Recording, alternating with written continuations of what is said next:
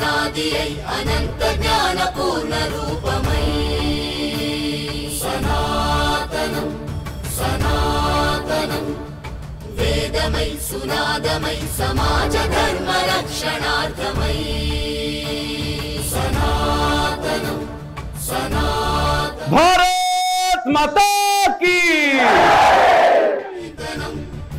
ఆత్మచేతనం పరమాత్మ దర్శనం సనాతనం సనాతనం భారత్ మాతా కీ జై శ్రీరామ్ జై శ్రీరామ్ సనాతన వైదిక ధామకే హర హర హర హర హర హర.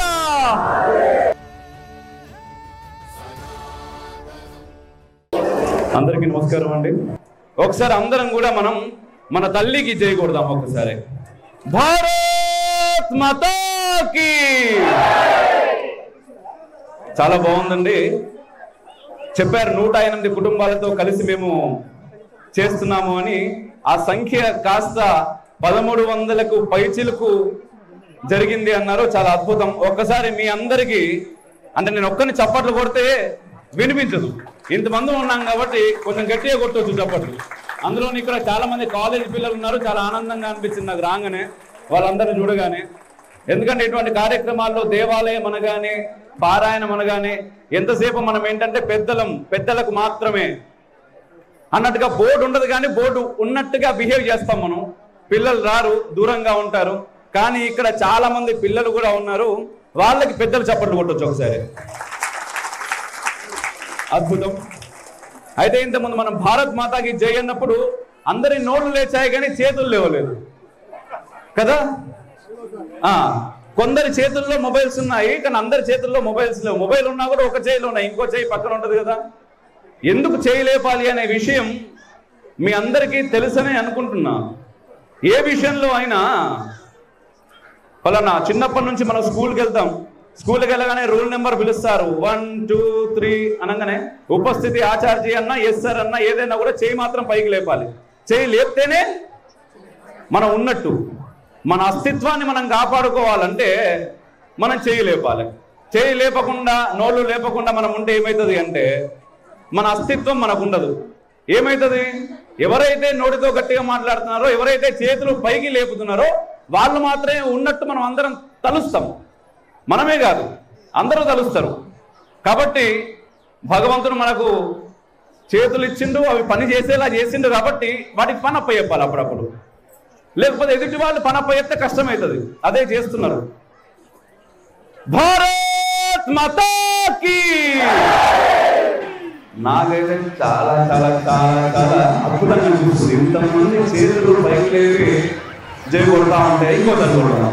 భారత్ మాతా కీ. అద్భుతం. చూసారా పిల్లలు? బాగుంది కదా. ఇలా చేయి పైకి లేపి జై కొడతారు. మన చేయి ఎప్పుడైతే పైకి లేస్తామో ఆటోమేటిక్గా మన శక్తి డబుల్ అవుతుంది. ఒక్కళ్ళు పైకి లేస్తేనే, ఒక్కళ్ళు పిడికిలు కట్టుకుంటే శక్తి అంత అయితే, ఇంతమంది పిడికిలు కట్టుకుని చేతులు పైకి లేస్తే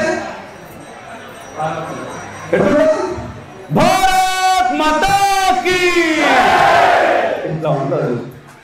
ఈ శక్తి ఎక్కడి దాకా వినబడాలో అక్కడ దాకా వినబడుతుంది.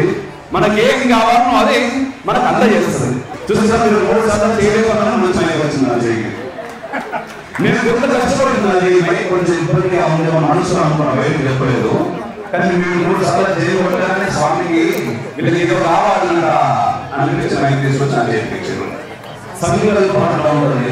ఒక్కరి సంకల్పం అంటే ఉంటే ఇంతమంది సంకల్పం ఇంకా ఉంటుంది కదా. ముఖ్యంగా ఇంత అద్భుతమైన కార్యక్రమాలు నిర్వహిస్తున్నందుకు ఇక్కడ ప్రత్యేకంగా ధన్యవాదాలు అండి. ఈ రోజుల్లో మనకి వీకెండ్ వచ్చిందా, సండే వచ్చిందా అంటే ఇప్పుడు విపరీతమైన బిజీలో ఉండి ఒక్క ఆదివారం మళ్ళీ ఆదివారం కార్యక్రమం అయిందా ఆయన అనుకునే దగ్గర నుంచి ఆదివారం రోజు ఇంతమంది ఈ గుడి ప్రాంగణంలో చూడంగా నా కళ్ళు నిండిపోయినాయి. కొత్తమంది వీళ్ళు ఇప్పుడు లేమేమో అంత నిలిపిపోయినారు. నిజంగా హనుమాన్ చాలీస పారాయణం ముఖ్యంగా పెద్దల కంటే కూడా పిల్లలకి చాలా అవసరం. అది పెద్దలందరికీ తెలుసు, ఎందుకు అవసరం. శ్రీ గురు చరణ సరోచర చంద్రశమనముఖసారి భరణమలేశోధాయ కపలచారి గురుకి హీన పర్వతానికి సూర్యో భువన కుమార ప్రబుద్ధి విద్యావే మోహి హరహు కలేశ వికార అని మొదలు పెడతాం మనం. అంతే కదండి. హనుమంతుని ఏమంటున్నాం మనం? ఏమని కొలుస్తున్నాం? గురువు అంటున్నాం. ఆ గురువు మనం ఏమడుగుతున్నాం? బుద్ధిని మనం అడుగుతున్నాం. ఈ రోజు మనం ఏం తక్కువవుతున్నదంటే అదే తక్కువవుతున్నారు. ఏదైనా ఎక్కడ అంటున్నాం? బయట 600, 599 మార్కులు వస్తున్నాయి, 1999 వస్తున్నది. 1 1 2 2 2 3 3 అని చెప్పేసి పొద్దున్న లేచి రిజల్ట్స్ రాగానే టీవీలల్లా ఊదర కొడతా ఉంటే, మా పిల్లలు ఇంత చదువుతుంటా ఉంటే నువ్వేంది బుద్ధి లేదని మాట్లాడుతున్నావు, నీకున్నదా లేదా బుద్ధి అని నీకు అనుమానం రావచ్చు. కొంతమేర నాకు కూడా పూర్తి స్థాయి బుద్ధి లేదేమో అనిపిస్తూ ఉంటుంది సమాజాన్ని చూస్తున్నప్పుడు.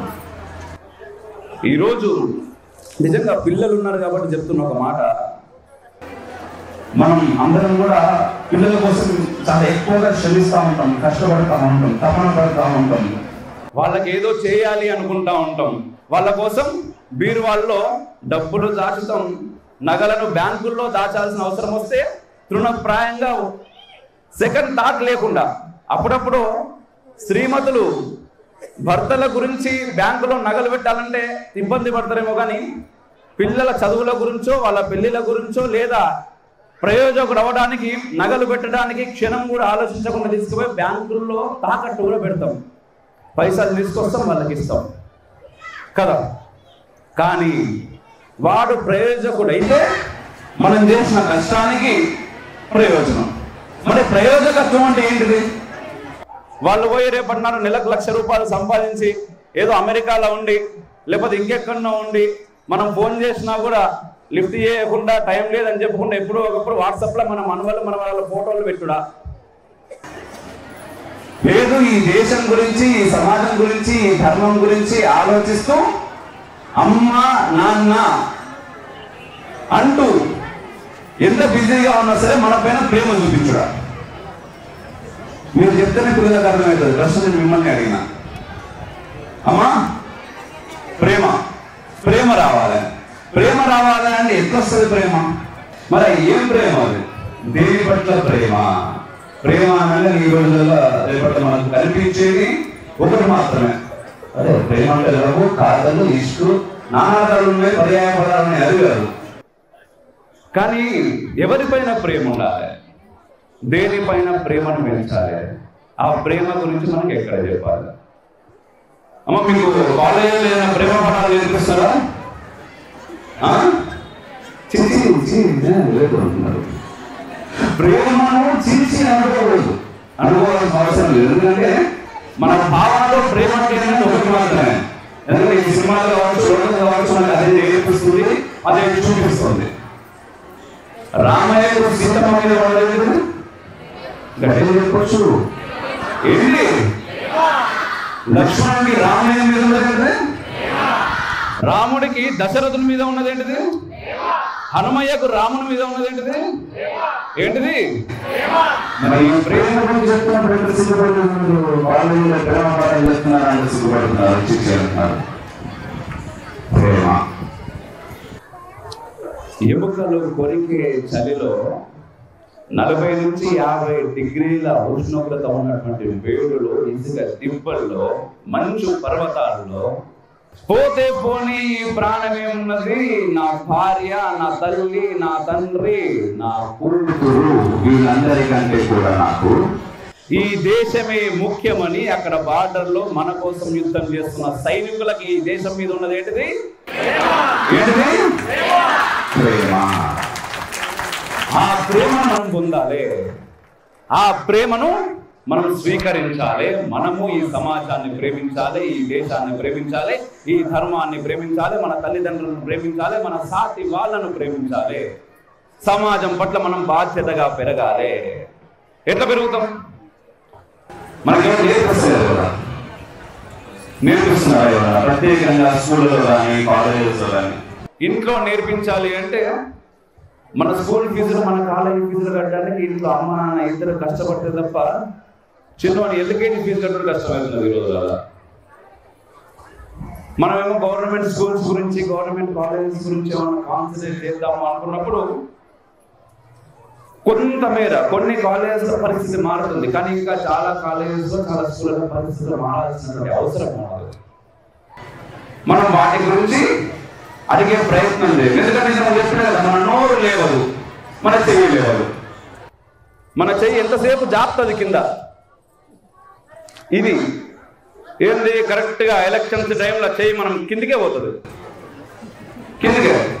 ఏ నాయకుడు వచ్చినా కిందికే. ఈ నాయకుడు ఏం చేస్తున్నాడు, ఆ నాయకుడు ఏం చేస్తున్నాడు. కానీ ఇక్కడ ఒక విషయం, ఈ ప్రేమ గురించి మనం మాట్లాడుకుందాం. ప్రేమ గురించి మాట్లాడుకోకపోతే ఇంకొక మాట చెప్పాలి నేను. ముఖ్యంగా మన భారతీయులు ఒక విషయంలో చాలా నిబద్ధతతో ఉంటారు. ఏ విషయంలో అయినా మాట తప్పుతారేమో కానీ పైసలు తీసుకొని ఓటేసే విషయంలో మాత్రం మాట తప్పరు. అది నాకు చాలా ఇష్టం. చిన్నప్పటి నుంచి మేము అంటా కాదని ఆయన పైసలు తీసుకుంటే తీసుకున్నాము, ఓటు మాత్రం ఎవరు పనికి వస్తారు వాళ్ళకి అంటే మంచుంటుందా, ఇంకా ఆయన దగ్గర పైసలు తీసుకొని వీళ్ళకి ఎట్లా పట్టేస్తాం. ఆయన దగ్గర పైసలు ఇచ్చినా ఏం పైసలు ఇచ్చినా నీ పైసలు నీకు ఇస్తున్నాడు. రేపటి నాడు వచ్చిన తర్వాత మళ్ళీ నీ దగ్గర నుంచే సంపాదిస్తాడు. నువ్వు పైసలు తీసుకో, ఓటు మాత్రం ఎవరు ప్రయోజకుడో వానికి. మేము చాలా ఈ విషయంలో నిబద్ధతగా ఉంటాం అంటారు. మీరు కూడా చూస్తూ ఉంటారు అంటారు, మీ చుట్టుపక్కల ఉంటుంది కదమ్మా. నాకైతే చాలా మంది కనిపించారు వస్తున్నాయన ఓటు విషయంలో ఎవడు ప్రయోజకుడో వాళ్ళకి పైసలు తీసుకోవాలి పోయింది, ఎందుకంటే మన పైసలు మనకి ఇస్తున్నారు. ఓకే, ఇది పక్కకు కొడితే మళ్ళీ మనం ప్రేమ దగ్గర పోతాం. అయితే తల్లిదండ్రులకు కూడా టైం లేదు. ఇక అమ్మమ్మ తాత నానమ్మ తాత వాళ్ళకి కొంచెం సమయం ఉండదు. ఎందుకంటే రిటైర్మెంట్ అయ్యే అవకాశాలు, రిటైర్మెంట్ దగ్గరగా ఉండి పిల్లలకు కూడా ఎక్కువ సమయం గడపాలి అనుకున్నారు. కానీ మన దురదృష్టవశాత్తు ఇప్పుడు పుట్టిన పిల్లలందరికీ అమ్మమ్మలు తాతలు నానమ్మలు ఎక్కడో దూరంగా ఉంటారు, మనం ఇంకెక్కడో దూరంగా ఉంటాం. వాళ్ళకి టైం ఉంటుంది కానీ వీళ్ళతో గడిపేటటువంటి అవకాశం ఉండదు. మరి ఎట్లనయ్యా ఎవరు నిలపాలి? అందుకోసమే మన రామాయణంలో రాముడు ప్రేమ అంటే ఏంటిది, స్వచ్ఛమైన ప్రేమను ఆయన అనుభవించిండు. మనకి అనుభవించేలా చేయడానికి వాల్మీకి మహాముని రామాయణాన్ని దర్శించి మన కోసం రచించి మన చేతిలో పెట్టిండు. పెట్టిన మంచి రామాయణంలో మరి 22,000 శ్లోకాలు, అన్ని శ్లోకాలు చదివితే మా దగ్గర ఎక్కడ ఉన్నదంట. మనం వల్ల మన టైం ఉండదు. దాన్ని సింప్లిఫై చేసి పోనీ హనుమాన్ చాలీసా చదువు నాయన అన్నారు. ఇక్కడ హనుమాన్ చాలీసా రోజు ఎంతమంది చదువుతారమ్మా? డైలీ హనుమాన్ చాలీసా చదువుకోవాలి. పిల్లలకు నా మాటలు వినిపిస్తున్నాయి, ఇప్పుడు వినిపిస్తున్నాయా? హనుమాన్ చాలీసా చదువుతున్నాం. 1, 2 చాలా తక్కువ మంది ఉన్నాం. అంటే అక్కడ ప్రాబ్లం ఏంటంటే 22,000 శ్లోకాలు. ఇప్పుడు హనుమాన్ చాలీసా పాకెట్లో పెట్టుకుంటే ఇంత పేపర్లో హనుమాన్ చాలీసా మొత్తం వస్తుంది. అక్కడ 22,000 శ్లోకాలు మన ప్రాబ్లం కాదు. ఇక్కడ అంటే అదే ప్రాబ్లం అయితే హనుమాన్ చాలీసా మనం అందరం చదువుకోవాలి. ఇది కూడా చదవట్లేదు. అంటే మనకి మన ధర్మం పైన ప్రేమని కలిగేలా ఎవరు చేయలేకపోయింది. అలా చేయలేకపోవడానికి చాలా కారణాలు ఉన్నాయి. ఈరోజు నిజంగా ఇక్కడికి ఎవరైనా వచ్చి మీరు రాముడు దేవుడు ఎట్లా అవుతాడా, మీ సీతమ్మను అడవులో పంపించారు, నా పక్కకే నిలబడి మాట్లాడగలిగే ధైర్యం చేయగలుగుతారు. ఇక్కడనే ఇంకో మైక్ ఉంది కదా, ఆ మైక్ తీసుకొని నువ్వు మీ రాముని గురించి హనుమ గురించి ఇన్ని మాటలు మాట్లాడుతున్నావు కదా, అసలు నీ రాముడు దేవుడు ఎట్లయితాడు, సీతమ్మను అడవులో పంపించిండు కదా అని మాట్లాడతాడు. మరి వాడు ఇంకో మాట్లాడతాడు, నేను అసలు హిందూ దేవుళ్ళనే నమ్మ, రాముడిని నమ్మ. మనం రాముడిని నమ్మినప్పుడు రాముడు సీతను అడవికి పంపించేది నమ్ముతాడు, అది నమ్ముతాడు. మళ్ళీ ఇంత స్టేజ్ మీదకి వచ్చి ఇక్కడ మాట్లాడేటటువంటి ఈ వ్యక్తి వేరే ఏ మతానికి సంబంధించిందైనా స్టేజ్ మీదకి అవసరం లేదు, వాడి ఇంట్లో కూర్చొని మాట మాట్లాడగలరు కూడా. ఎందుకు అంటే ఇంతకుముందు చెప్పినా కదా, మనం చేయగొట్టడానికి కూడా చేయలేపాం, ఇంకా వాడిని కొట్టడానికి ఎడికెళ్ళి లేపుతాం అనే ధైర్యం, దమ్ము. ఆ ధైర్యము ఆ దమ్ము ఉండడం చేత ఈరోజు ఏమైందంటే రాముడు దేవుడా అని మన దగ్గరికి ఎవడన్నా వచ్చి అడిగినా కూడా మనం వీళ్ళతో మనకెళ్ళి తీరకూడదు అని పక్కకు పోయే దుస్థితిలో ఉన్నాం. ఇట్లా ఉండడం చేత ఏమవుతున్నది, మన పిల్లలకి ఒక డౌట్ వస్తున్నారు, అరే మా అమ్మ నాన్న రాముడు దేవుడా అంటే వాడిని ఏమనకుండా పక్కకి వెళ్ళిపోతుందంటే రాముడు దేవుడు కాదేమో. రాముడు దేవుడు కాకపోతే ఏమవుతుంది, ఇక్కడ రాముడు అబద్ధమవుతాడు, రామాయణం అబద్ధమవుతుంది. రామాయణం అబద్ధమైతే హనుమాన్ క్యారెక్టర్ వెళ్ళేది ఇక అక్కడ. హనుమాన్ చాలీస ఎందుకు చదవాలి, హనుమాన్ చెప్పింది మనం ఎందుకు పాటించాలి? రాముడు ఏం చేసిండు, పితృవాక్య పరిపాలకుడు. రేపు తెల్లారితే పొద్దుగాల మొత్తం రాజ్యం మొత్తం నువ్వే నాయన రామా, రేపటి నుంచి అయోధ్యను నువ్వు పరిపాలించబోతున్నావు అని చెప్తే రాత్రి మొత్తం రేపు పొద్దున సినిమా తీసుకుపోతానే మన పూరలు ఎట్లుంటారు రాత్రి, అట్లాంటిది అయోధ్య నగరం మొత్తం నువ్వు పరిపాలించబోతున్నావు రామా అని చెప్పిన తర్వాత తల్లి కూడా కాదు పిన తల్లి వచ్చి రామచంద్ర నీకు రాజ్యాధికారం లేదయ్యా, నువ్వు అడవికి పోవాలి అని చెప్పంగానే ఒక్క మాట మాట్లాడలేదు రామయ్య. ఏమన్నాడు, సరే తల్లి అనగానే ఆమె డౌట్ వచ్చింది, ఇంక ఇంత మౌనంగా నేను చెప్పాలని సరే అంటున్నారు, నువ్వు నమ్మకపోతే నీ తండ్రి దశరథుని గురించి చెప్పిస్తారా అంటే, చిచి ఏంటమ్మా అట్లా మాట్లాడతావు, నువ్వు చెప్తే ఒకటి నా తండ్రికి చెప్పగా నేను నా రాజైన రాజ్యమైన ఏదైనా ఒకే తండ్రి మాట ముఖ్యం. అప్పుడు నేనందరూ కూడా అబద్ధం అవుతుంది. ఇది అబద్ధమైతే ఏమవుతుంది, మన తల్లిదండ్రుల మాటలు పిల్లలు వినాల్సిన అవసరం లేదు అనేది నిజమవుతుంది. ఇప్పుడు అర్థమైందన్నమాట, మనం రామాయణం మన పిల్లలకి ఎంత చెప్పాను. ఈ చదువుల కంటే ఫిజిక్స్ బయాలజీలు మ్యాథమెటిక్స్ నేను చదువుకున్నామా, చదవాల్సిన అవసరం ఉంది, చదవాలి. ఎందుకంటే పోటీ ప్రపంచంలో మనం బ్రతకాలంటే గెలవాలంటే చదవాలి. కానీ సమాజంలో మనం నిలబడాలంటే, మన అస్తిత్వాన్ని మనం కాపాడుకోవాలంటే మన సంస్కారం, అన్నిటికంటే ముఖ్యంగా సంస్కారం మనం పిల్లలకి అందజేయాలి అంటే మన రామాయణ మహాభారతాలను వాళ్ళకి అందజేయాలి, వాళ్ళతో చదివించాలి, దాంట్లో ఉండేటువంటి తత్వాన్ని బోధపరిచేలా చేయాలి, వాళ్ళకి సంస్కారాన్ని పెంచేలా చేయాలి. ఎప్పుడైతే నీ పిల్లలు సంస్కారవంతులు అవుతారో తల్లి, ఎప్పుడైతే నీ పిల్లలు సంస్కారవంతులు అవుతారో వాళ్ళకి మీరు కోట్ల రూపాయలు ఇవ్వాల్సిన అవసరం లేదు. మీరు ఎన్ని కోట్లు ఇచ్చినా వాడు సంస్కారహీనుడైతే నా తండ్రి నా తల్లి నా కోసం ఏం చేసిర్రు అంటారు. మీరు ఏమి ఇవ్వకుండా వాళ్ళ సంస్కారవంతులైతే నా తల్లి నా తండ్రి నాకు ఈ భూమి పైన జన్మనిచ్చిర్రు, అంతకుమించి నాకు ఇంకేం కావాలి, ఈ శరీరాన్ని ఇచ్చిర్రు, నన్ను నేను కాపాడుకోవడానికి ఈ శరీరాన్ని ఇచ్చిర్రు, బుద్ధి నేర్పించిర్రు, ఆ బుద్ధిని ఇచ్చిర్రు, ఈ జ్ఞానాన్ని ఇచ్చిర్రు, ఇది చాలు అనుకొని వాడు ఎదుగుతాడు. ఈరోజు మనం చేయాల్సింది ఏంది అనేది ఒకసారి మనం గమనించుకోవాలి. నిజం చెప్తున్నామా, రోజు అంటే నా పేరు అమోఘ్ దేశపతి, ఇక్కడ ఉన్న చాలా మందికి తెలియదు అనుకుంటాను. Amogh Deshapati reflection group of channels అని ఒక 10 ఛానల్స్ నేను రన్ చేస్తాను. ఒక 12 సంవత్సరాల నుంచి ఇదే పనిలో ఉన్నాను. నేను ఎంటర్టైన్మెంట్ లో ఉన్నాను. ఇంతకుముందు ఢిల్లీలో యాంకర్ గా చేశాను, కొన్ని సినిమాలకు మ్యూజిక్ డైరెక్షన్ చేశాను, ఆ తర్వాత ఒక సంజీవని అని ఒక సినిమాలో యాక్టింగ్ లో చేశాను. కానీ వాటన్నింటికంటే దేశము ధర్మము ముఖ్యమని ఇటువైపు వచ్చిన ఇటువైపు రావడానికి చాలా పెద్ద కథ ఉన్నది. ఇటువైపు రావడానికి చాలా పెద్ద కథ ఉన్నది, అది కొడుతూ. కానీ ఈరోజు పిల్లలు ఎంత బాగా నవ్వుతున్నారు, నిజంగా ఎంత బాగా నవ్వుతున్నారు. వాళ్ళ నవ్వులు చూస్తుంటే నాకు చాలా ఆనందంగా ఉంది. ఆ నవ్వులు చిరకాలం అలాగే ఉండాలి అంటే ఈ దేశంలో సనాతన ధర్మం ఇలాగే ఉండాలి, ఇంతకంటే మించి ఉండాలి. ఎప్పుడైతే ధర్మానికి మనం దూరం అవుతామో, ధర్మానికి ఏం కాదండి, చాలా మంది మాట్లాడుతూ ఉంటారు, ధర్మ పరిరక్షణ చేయడానికి మనం వచ్చిన ముందుకు కూడా ధర్మాన్ని రక్షించేంత పోటుగా ఎవరు లేడని నా ఉద్దేశం. ధర్మం బాగానే ఉంటుంది. సనాతన ధర్మం అనేది కేవలం మనుషులకు సంబంధించింది కాదు, సూర్య చంద్రులకు సంబంధించింది, పశుపక్షాలకు సంబంధించింది, అన్నిటికి సంబంధించింది, విశ్వానికి సమస్త విశ్వానికి సంబంధించింది. దాంట్లో మనుషులు ఎంత ఇంకా, అందులోనూ భారతీయులు. ఈరోజు హిందువులు ఎక్కడున్నారయ్యా నాయన అంటే భారతదేశంలో ఉన్నారు. భారతదేశంలో దాదాపుగా 9 నుంచి 10 రాష్ట్రాల్లో హిందువులు కనుమరుగైపోతూ ఉన్నారు.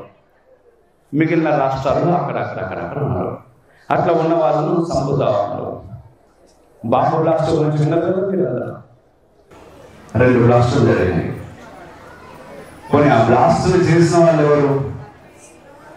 ఎక్కడో బయట నుంచి మన దేశం పైకి వచ్చి, మనం అనుకుంటాం పాకిస్తాన్ మనకి శత్రు దేశం, ఎందుకంటే దానికి నచ్చదు భారతదేశం అంటే. బంగ్లాదేశ్లో మన శత్రువులు ఉన్నారేమో, చైనాలో మన శత్రువులు ఉన్నారేమో, కానీ మనం బాధపడాల్సినటువంటి అవసరం, మనం ఆలోచించాల్సినటువంటి సమయం మన చుట్టూ ఉన్న వ్యక్తులే. బాగా చదువుకున్న వాళ్ళు, ఈ దేశం నీకేమిచ్చిందా అంటే నాకేమీ లేదు కాబట్టి ఈ దేశం మీద పదవించుకునే వాళ్ళ వైపు కొంతమంది ఉంటారు. పోనీ వాళ్ళ బుద్ధి లేని జీవిని మనం వదిలేయచ్చు, కానీ డాక్టర్లుగా, ఇంజనీర్లుగా, ప్రొఫెసర్లుగా పెరిగి ఈ దేశపు తెలివితో, ఈ దేశపు గాలిని పీలుస్తూ, ఈ దేశంలో అత్యున్నతమైనటువంటి పొజిషన్స్ లో ఉంటూ బాంబులు పెట్టి పక్కన ఉన్న జనాలను చంపడానికి వాళ్ళకు మనసు ఎట్టొచ్చిందంటారు.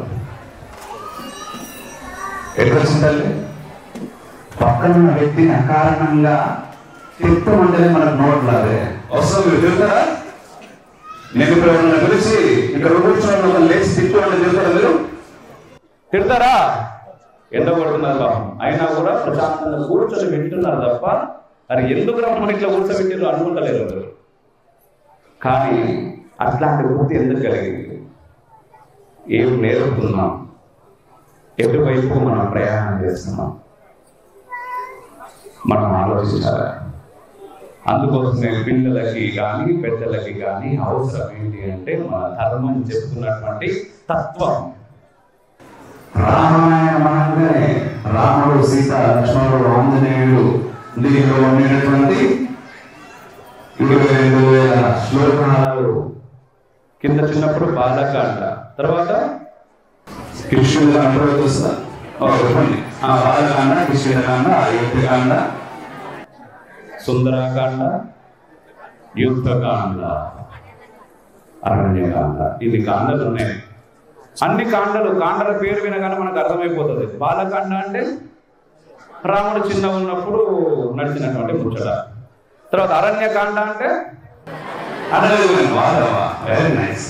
అసలు కిష్కింధకాండ అంటే వానరసేన రామాయణంలోకి రాముడికి తో ఎంటర్ అయినటువంటి అదంతా విషయం. Very nice. యుద్ధకాండ, యుద్ధం. రావణుడి కోసం అప్పటిదాకా చూసి రాగానే భీకరమైనటువంటి యుద్ధం చేసి రావణుడిని ఓడించి సీతమ్మ తల్లిని తిరిగి తీసుకోవాల్సినటువంటి కాండ. మరి సుందరకాండ అంటే సుందరకాండ, సుందరమైన కాండ కాబట్టి సుందరకాండ. అది ఏ కాండ? ఏది వీళ్ళంతా స్టోరీ చెప్పాను నేను. హనుమంతుడు సీతాదేవి దగ్గరికి పోయినప్పుడు జరిగినటువంటి తంతంతా కూడా సుందరకాండ. అది ఎందుకు సుందరకాండ? మరి ఇప్పుడు హనుమకాండ అనాలి, లేకపోతే సీతాకాండ అనాలి. అశోకవనానికి పోయి గుర్తుపట్టిండు సీతమ్మను, అక్కడికి పోయి చూపించిండు రాముని ఉంగరాన్ని, కాబట్టి అశోకకాండ అంటే మిగిలిన పేర్లు అట్లున్నాయి కదా. మరి దీనికి ఒక్కటి సుందరకాండ అనేది కలపడానికి కారణమైన కాండ కాబట్టి సుందరకాండ. ఒక సమాధానం. పిల్లలు ఎవరైనా సమాధానం చెప్తారమ్మా? హనుమంతుడికి మరో పేరు. చెప్పడానికి రాలేదు. అంతేనా? లేదు, చెప్తున్నాను కూడా. నైస్. సుందరకాండ అంటే, సుందరం అంటే మనం నార్మల్గా పరిభాషలో మనం మాట్లాడుకునేది అందం, అందంగా ఉండేది. మరి రాముడు సీతమ్మకు దూరమై ఏడుస్తా ఉన్నాడు. సీతమ్మ రాముడికి దూరమై అశోకవనంలో ఆమె కూడా బాధపడుతూ ఉన్నది. బాధపడుతున్నప్పుడు మన మొహం చూస్తుంటే మనకే చిరాకు వస్తుంది, అందంగా ఉంటాం ఏడుచుకుంటున్నప్పుడు. పోనీ హనుమయ్య సీతమ్మ ఎక్కడ ఉన్నదరా, సీతమ్మను రాముడు నాకు ఒక బాధ్యత అప్పచెప్పిండు, సీతమ్మ దగ్గరికి పోవాలి, సీతమ్మ జాడను కనుక్కోవాలి, రావాలి. అయితే మనకు తెలిసిన ముచ్చట ఏంటంటే లంకలో ఉన్నది సీతమ్మ అనే మాట మట్టుకు మనకు తెలుసు. కానీ హనుమ ఇంకోటి కూడా అనుకున్నాడు, లంక సీతమ్మ ఉంటే లంక పోతా, అక్కడ చూస్తా, ఒకవేళ అక్కడ సీతమ్మ లేకపోతే సెకండ్ ప్లాన్ స్వర్గానికి పోతా. వేరే డౌట్ లేదు ఆయన, అక్కడ లేకపోతే స్వర్గంలో ఉంటుంది ఆమె, స్వర్గంలో కూడా చూస్తా, అక్కడ కూడా లేకపోతే మళ్ళీ లంకకు వచ్చి లంక మొత్తం తగలబెట్టి రాముడి దగ్గరకు వస్తా. ఇప్పుడు మనం కిరాణా షాపుకు పోయి బాబు చక్కెర తీసుకురా అని పైసలు ఇవ్వాలని ఏం చేస్తాం? పైసలు తీసుకోవడం ఫస్ట్ కిరాణా షాప్ దగ్గరికి పోయి ఇంటికి వచ్చి బంద్ చేసినదే పైసలు తీసుకోవాలి కూర్చుంటాం. ఆ పక్కకి ఇంకేమైనా ఉన్నాయా, ఈ షాప్ లేకపోతే ఇంకో షాప్ ఉన్నదా, లేకపోతే ఒకటే షాప్ ఉంటే పైన ఫోన్ నెంబర్ ఉన్నదా, దానికి ఫోన్ చేయొచ్చా అంటే సెకండ్ థాట్ అనేది. చిన్న ఎగ్జాంపుల్ చెప్పినా మనకు ఉండదు కొన్ని విషయాలలో, కొన్ని విషయాలు ఉండదు. ఏ విషయాలు ఉండదు? సినిమా టికెట్లు దొరుకుతాయంటే అరే బ్లాక్ లో దొరికితే కూడా ట్రై చేద్దామని ఉంటుంది, అక్కడ సెకండ్ థాట్ ఉండదు. ఇక్కడ సెకండ్ థాట్ ఉండడం కష్టం అవుతుంది కదా, అంట వాస్తవం కూడా. కానీ ఆయన ఆల్రెడీ సెకండ్ థాట్ కూడా పెట్టుకున్నాడు. పోయిండు, లంకకు పోయిండు. పోయిన తర్వాత ఇంతకుముందు మీరు చెప్పినట్టుగా సీతమ్మ జాడ రాముడికి రామయ్య దూతను నేనని సీతమ్మకి ఆయన పరిచయం చేసుకున్నప్పుడు ఆ తల్లి రూపంలో కలిగినటువంటి ఆనందానికి చూసి మురిసిపోయాడు హనుమయ్య. హనుమ వచ్చేది ఏం లేదు అక్కడ. సీతమ్మ రామచంద్ర ప్రభు ఇద్దరు కలిస్తే హనుమంతునికి ఏమొస్తుంది? కానీ ఆయన మురిసిపోయాడు, నా తండ్రి రామయ్యకు సీతమ్మ జాడ ఎక్కడనో నేను తెలిపినా. మురిసిపోయినప్పుడు కలిగిన ఆనందం అదే సుందరం. మన లోపల ఉన్నది కూడా అటువంటి ఆనందాన్ని పొందే ప్రయత్నం మనం చేయాలి. అప్పుడు అద్భుతంగా ఉంటుంది, చాలా అద్భుతంగా ఉంటుంది. ఇంతకు నేను చెప్పిన కదా, కాశ్మీర్లో కావచ్చు, బార్డర్లో కావచ్చు, ఆర్మీ వాళ్ళు ఎవరో ఒకరికి చలిలో ఉన్నా సరే శత్రువు పైన విజయం సాధిస్తే పక్కన ఉన్న వాళ్ళు సైనికులు తనతో ప్రాణ స్నేహితుడు చనిపోయిన శత్రువు పైన తన విజయం సాధిస్తే గర్వంగా త్రివర్ణ జెండాకి సెల్యూట్ కొడతారు. లోపల బాధ ఉంటుండొచ్చు కాదు, కానీ నా దేశం గెలిచింది. అక్కడ నేను గెలిచిన కాదు, నేను అనుకుంటేనే ప్రాబ్లం అమ్మా, మనము అనుకుంటే ప్రాబ్లం లేదు. మన ధర్మం మనకు నేర్పుతుంది, సర్వే జనా సుఖినో భవంతు, లోక సమస్త సుఖినో భవంతు. ఎప్పుడు మనం మాట్లాడుకున్నా ఇదే, ఎక్కడ చదువుకున్నా ఇదే. వాడు నాశనం అయిపోవాలి, వాడు ఇంకేదో అయిపోవాలి, నేను మాత్రమే బాగుండాలి అనే ముచ్చట మనకి ఇక్కడ నేర్పలేదు. కానీ ఈరోజు పరిస్థితులు చూస్తుంటే వాడు నాశనం కావాలని కాదు, కానీ ఈ ధర్మం కోసం మనం నిలబడాలి. ఎందుకంటే ఇంత అద్భుతమైనటువంటి ధర్మం ప్రపంచంలో ఎక్కడ లేదు.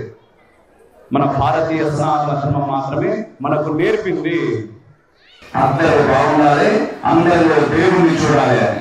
ఎవరు చెప్పారు అందరూ దేవుణ్ణి చూడడం? మీ ధర్మం చెప్పింది.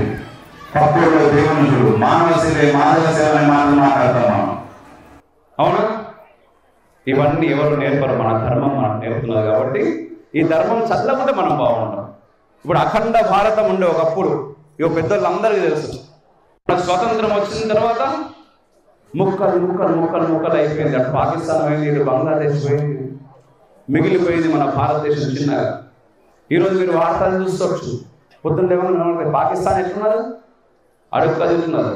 చపాతీలు కావాలన్నా కూడా అడుగు, అన్నం కాదు, ఒక్క చపాతీ రోజు తినాలన్నా కూడా 220 రూపాయలు 230 రూపాయలు కాసేస్తున్నారు ఒక చపాతీకి.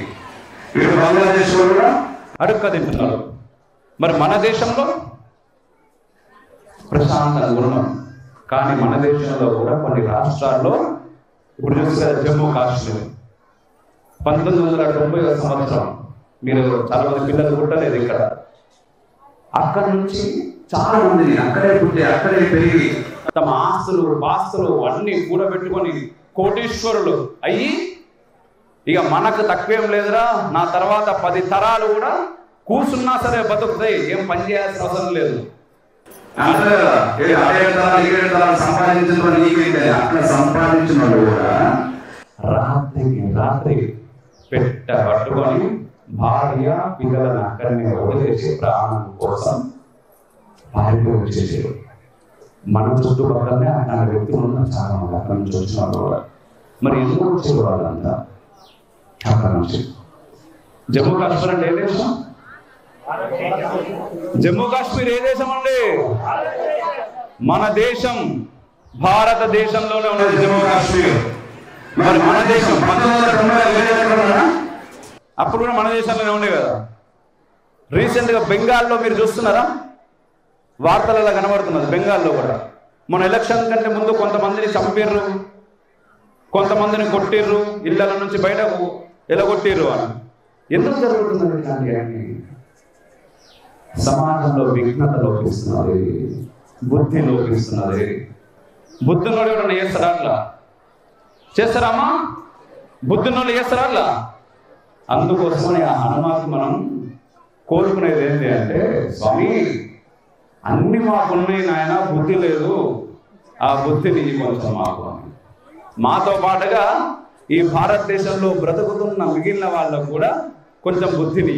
ఎటువంటి బుద్ధిని ఇస్తావు? ఈ దేశం మనది, ఈ దేశాన్ని కాపాడుకోవడం మన బాధ్యత. ఈ దేశంలో ఉన్న మనమందరం చిన్నప్పుడు మీరు ప్రతిజ్ఞ చేస్తారు కదా, భారతదేశం నా మాతృభూమి, భారతీయులందరూ నా సహోదరులు, నేను నా దేశాన్ని ప్రేమిస్తున్నాను, సుసంపన్నమైన బౌద్ధమైన నా దేశ సంపదను ఇదంతా చేస్తాం కదా మనం. అక్కడ ఏం చెప్తాం మనం? భారతదేశం అందరు చేస్తుండే కదా, చెప్పరు అయ్యో. భారతదేశం, భారతీయులందరూ నా సహోదరులు అని అందరూ అనుకోవాలి. లేకపోతే అందరూ అనుకునేలా మనం చేయాలి. మనం చేయకపోతే ఏమైతుంది? ఇప్పుడు ఎవరో వచ్చారు, ఈ అన్న ఇక్కడ కూర్చున్నాడు, అన్న నన్ను సహోదరుడు అనుకుంటున్నాడు, నేను మాత్రం అన్నను శత్రువు అనుకుంటున్నా. మేమిద్దరం కలిసి ఎటో పోతాం. ఆయన నన్ను నమ్మలేదు పూర్తిగా, నన్ను సహోదరుడు అనుకున్నాడు, కానీ నేను శత్రువు అనుకున్నా. పోయినాకేం చేస్తాం? ఇద్దరం వస్తాం అలా రిటర్న్. ఇక ఇద్దరిలో ఎవరు ఒకళ్ళే రావాలి. ఆయన ఒకవేళ బలవంతుడు అయితే ఆయన వస్తాడు, ఆయన బలవంతుడు కాకపోతే ఆటోమేటిక్గా నేనే వస్తాను. ఎందుకంటే ఆయన శత్రువు అనుకున్నా కాబట్టి ఆయన పైన నాకు అన్ని రకాల ఆయుధాలు సిద్ధం చేసుకొని నేను ఉంటే ఇక్కడ ఆయన దగ్గర ఏముండదు. ఎందుకంటే నా తమ్ముడితో పోతున్నా ఏమున్నది అని ప్రశాంతంగా పోతాడు. అందుకోసమే మనకి శ్రీకృష్ణ పరమాత్ముడు ఏం చెప్పిండంటే, ఏం చెప్పిండు? నీ అన్నైనా, నీ తమ్ముడైనా, నీ మామైనా, నీ పిన్నాయనైనా, నీ గురువైనా లే, యుద్ధం చేయు ధర్మాన్ని కాపాడడానికి. అక్కడ చెప్పిండు అర్జునుడు కురుక్షేత్ర సంగ్రామంలో మధ్యలో పోయి ఆగి, కృష్ణయ్య బావా నాకు యుద్ధం చేయబోతే లేదయ్యా, ఇక్కడ నకాంక్షే విజయం కృష్ణ నచరాజ్యం సుఖాంశ కిం నో రాజ్యేన గోవింద కిం భోగే జీవితాయ. ఇక్కడ అందరూ కూడా నా వాళ్ళు కనబడుతున్నారు. నన్నేమో యుద్ధం చేయమంటున్నావు? నా అన్నలు, నా గురువులు, మా పిన్నాయనలు, మా మామలు, ఇంతమంతుడు యుద్ధం చేస్తే వచ్చేటటువంటి రాజ్యాన్ని నేను పాలించడం అవసరమా? నాకు అవసరం లేదు అన్నాడు. అప్పుడు కృష్ణుడు అన్నాడు, పక్కన వచ్చి అటు కాకుండా క్లైవ్యాన్ని వదిలేసి నువ్వేమన్నా ఆడాముగా కాకుండా మధ్యలో ఉండి మాట్లాడుతూ ఉన్నావా? ఇట్లాంటి మాటలు అసలు నువ్వు ఎవరి కోసం యుద్ధం చేస్తా అనుకుంటున్నావు? నీ మామతోటి కాదు, నీ కోసం కాదు నువ్వు యుద్ధం చేసేది. నేను చేపిస్తున్నా కృష్ణుడిని, నేను చేపిస్తున్నా, నువ్వు కాదు చేసేది. ఇక్కడ ఎందుకోసం చేస్తున్నావు నువ్వు యుద్ధం? నిన్ను వాడుకుంటున్నా, నేను ధర్మం కోసం చేస్తున్నావు. ధర్మం బాగుంటే ఈ దేశం బాగుంటుంది. ధర్మం బాగుండాలంటే సమర్థుడు అధికారంలో ఉండాలి. అసమర్థునికి నువ్వు అధికారం ఇచ్చినావంటే కేవలం నువ్వు కాదు బాధపడేది, నీ రాజ్యంలో ఉన్న ప్రజలందరూ కూడా బాధపడతారు. ఆ రాజ్యంలో ఉన్న ప్రజలందరూ మాట్లాడితే తరాలు ఆ బాధ మిగిలిన వాళ్ళందరూ కూడా అనుభవించాల్సి వస్తుంది. అర్జున, అందుకోసం నేను యుద్ధం చేయమంటున్నది అని చెప్పగానే అయినా కూడా మనసు ఒప్పలేదు. ఆయన మనసు ఒప్పకపోతే కృష్ణుడు చెప్పిండు, నువ్వు అనుకుంటున్నావు అర్జున ఇక్కడ చస్తారు బతుకుతారు అని. ఒక విషయం చెప్తే గుర్తుపెట్టుకో, ఇక్కడ ఉన్న వాళ్ళందరూ నేను సహా ఇప్పుడే లేవు, ఎప్పుడు ఉన్నాం. ఇంతకు ముందు ఉన్నాం, ఇప్పుడు ఉన్నాం, ఫ్యూచర్లో కూడా ఉంటాం. అంతా నేను నడిపిస్తా, నువ్వు చెయ్యి, నువ్వు ముందు పో అంటే అప్పుడు ఆయన యుద్ధం మొదలుపెట్టిండు, చేసిండు. ఆ తర్వాత గెలిచారు. కానీ భగవద్గీత అంటే మనకు ఏంటది? ఏదో బుక్, చాలా పుస్తకాలు, ఏదో పుస్తకం పక్కన పెడితే సరిపోతుంది. దేవుడి దగ్గర పెట్టాలి, మొక్కాల రోజు దాని కుంకుమ పసుపు వేయాలి, కుదిరితే హారతి ధూపం వేయాలి. మళ్ళీ బుక్ తెరవద్దు. మళ్ళా బుక్కున తెరిచినాం అనుకో, అక్కడ ఉన్న జ్ఞానం మనకు వస్తే కష్టమవుతుంది. అది అక్కడనే పెట్టాలి, మళ్ళీ బయటకు రావాలి. మళ్ళీ తెల్లారి ఎగ్జామ్స్ ఉన్నప్పుడు అదే ఏదో ఉన్నప్పుడు తల కింద పెట్టుకొని అనుకోవాలి. దాంట్లోకి వెళ్ళి లోపలికి ఎక్కుతాయి కదా. భగవద్గీత నిజంగా ప్రపంచం మొత్తం చూస్తున్నాం ఈరోజు మన ధర్మంలో. ఇంతకుముందు నేను చెప్పిన కదా, సనాతన ధర్మాన్ని ఎవరో కాపాడాల్సిన అవసరం లేదు. ఈరోజు మీరు అమెరికా చూడలేదు, యూకే చూడలేదు, చివరికి ముస్లిం దేశాలు కూడా చూడలేదు, సౌదీ అరేబియా చూడలేదు. ఇట్లాంటి దేశాల్లో మన గుళ్ళు కడుతున్నారు, చాలా అద్భుతంగా కడుతున్నారు. చాలా మంది ధర్మం వైపు ఆకర్షితులవుతున్నారు, సనాతన ధర్మాన్ని స్వీకరిస్తున్నారు, మన దేవుళ్ళని నమ్ముతున్నారు, యోగా చేస్తున్నారు. కానీ మనకు దూరం అవుతున్నాం. మన ధర్మానికి మనం దూరం అవుతే ఏమవుతుంది? మనమే దిక్కు లేకుండా అయిపోతాం. ఒకప్పటి కాలంలో ఛత్రపతి శివాజీ మహారాజ్ గురించి మనం మాట్లాడుకుంటాం. ఛత్రపతి శివాజీ మహారాజ్ తెలుసా? ఇక్కడ ఎంతమంది తెలుసండి? ఆకలి అవుతా ఉన్నట్టుంది. నేను ముగిస్తాను ఒక విషయం చెప్పి ఛత్రపతి శివాజీ మహారాజ్ గురించి. తెలుసా ఛత్రపతి శివాజీ మహారాజ్ ఏం చేసిండు? ఆయన ఏం చేసిండు? యుద్ధం చేసిండు, ధర్మాన్ని నిలబెట్టిండు. అటువంటి ఛత్రపతి శివాజీ మహారాజులు ఈరోజు ఈ గుడి ప్రాంగణంలో కూర్చున్న మన ప్రతి కుటుంబంలో మీరు వెతుకుతా ఉంటే మీ తాత ముత్తాత వాళ్ళ తాత వాళ్ళమ్మ ఖచ్చితంగా ఒకరు దొరుకుతారు. ఖచ్చితంగా ప్రతి కుటుంబంలో ఒకరు ఉంటారు. వాళ్ళు ఉన్నారు కాబట్టి వాళ్ళు నిజం తల్లి. ఈరోజు మనం ఇంత ప్రశాంతంగా కూర్చున్నాం, కానీ ఎన్నో సంవత్సరాల దూరం కూడా అవసరం లేదు. కొన్ని వందల సంవత్సరాల వెళ్ళకపోయినా కూడా నొచ్చిన బొట్టు పెట్టుకోవడానికి ఎంత కష్టపడ్డారమ్మా మన తల్లులు, ఎంత కష్టపడ్డారు. నిజాం చరిత్ర తెలుసు కదా, బతుకమ్మ మాట్లాడారు కదా, బట్టలింటి బతుకమ్మ అనిపించింది మన దగ్గర. బొట్టు పెట్టుకుంటానంటే నరకం చూపించారు.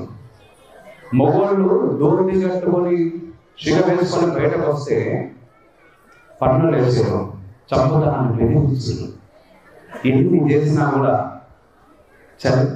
చంపుతే చంపు, దానికంటే ప్రాణం కంటే కూడా నాకు ధర్మమే ముఖ్యం అని చెప్పి మన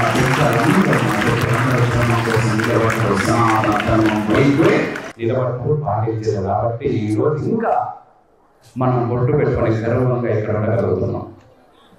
అదే మన తల్లిదండ్రులు మనకు ఒక ఇల్లు, ఒక 5 ఎకరం స్థలము ఇస్తే దాని మీద ఎవరైనా కబ్జా చేయడానికి వస్తే, పోనీ అమ్ముదాం అనుకున్న తక్కువ పైసలకి ఎవరైనా అడిగితే అంత తక్కువ కడుగుతుంది అని మాట్లాడతాం.